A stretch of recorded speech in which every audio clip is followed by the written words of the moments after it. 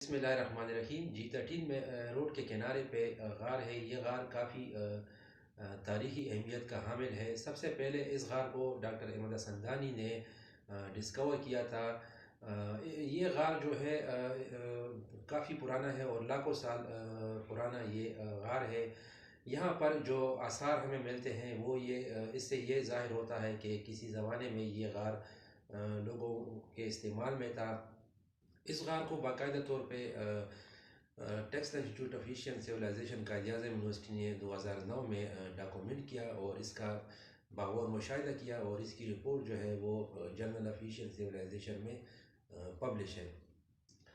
اسلام آباد اور راولپنڈی میں اگر ہم تاریخی مقامات کا جائزہ لیں تو یہاں پر ہمیں لاکھوں سال پرانے آثار ملتے ہیں. سب سے پہلے جو باقاعدہ آرکیولوجیکل سروے تھا وہ برٹش مشن تھا, اس نے کنڈکٹ کروایا تھا. اس کے مطابق یہاں پر کافی سارے آرکیولوجیکل سائٹس ہمیں ملتے ہیں. اس مشن کے جو ممبر تھے ان میں ڈی ٹیرا اور پیٹرسن سارے فہرست ہیں. انہوں نے اس پہ اپنی رپورٹ جو ہے 1939 میں شائع کی ہے اور اس رپورٹ کا نام ہے دی سوا دی پیرولیتھک.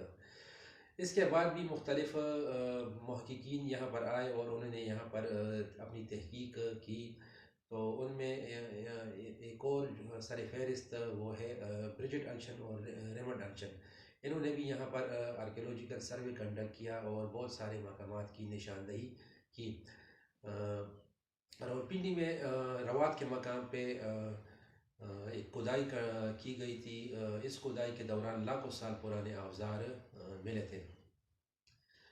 پھر اس کے بعد ایک لوکل سکالر ڈاکٹر سلیم نے باقاعدہ طور پہ راولپنڈی اسلام آباد میں جو تاریخی مقامات تھے, خاص کر جو پتھر کے زمانے کے مقامات تھے, ان کا باقاعدہ سروے کنڈکٹ کروایا اور کافی سارے ایسے مقامات کی نشاندہی کی. اگر ہم مارگلہ ہلز کا باغور مشاہدہ کریں تو یہاں پر ہمیں جو ہے بہت سارے ایسے پتھر کے زمانے کے مقامات ملتے ہیں, لیکن ان پہ باقاعدہ تحقیق نہیں ہوئی.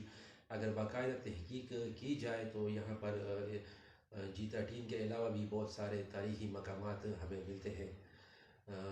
G13 کا جو کیو ہے اس کو ریسنٹلی جو ہے CDA نے اس کو پریزرو کیا ہے اور یہاں پر ایک پارک بنایا گیا ہے جو کہ ایک اچھا اقدام ہے. اس سے یہ ہوگا جو ہمارا ٹورزم کا سیکٹر ہے وہ بھی ڈیولپ ہوگا اور اس طرح کے اقدامات کی تعریف کرنی چاہیے. شکریہ.